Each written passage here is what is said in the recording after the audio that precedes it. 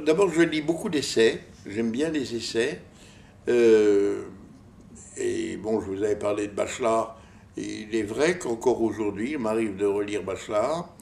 Il y a des essais que j'ai beaucoup aimés, en particulier pour les romantiques allemands, par exemple, euh, tout ce monde anglo-saxon aussi, des essais, des essayistes. Ou bien de faux romanciers, écrivains comme Borges, par exemple, qui sont des essayistes camouflés, n'est-ce pas, et qui m'intéressent beaucoup. Euh, voilà. Et puis, en fait, il me semble que mes récits cachent des essais constamment, euh, des essais aventureux, mais des essais quand même. Oui, alors je lis aussi des traités d'iconologie.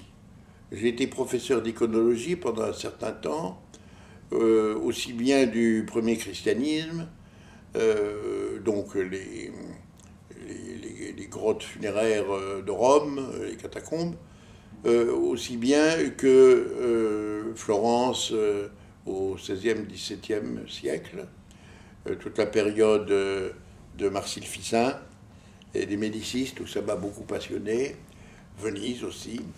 Et donc j'ai appris à mes étudiants à regarder une image, soit paléochrétienne, soit renaissante, et je crois leur avoir donné le goût de chercher derrière l'image une autre image qui est vraisemblablement la vraie image.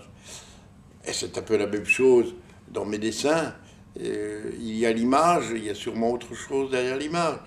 Dans mon écriture, étant donné qu'il y a des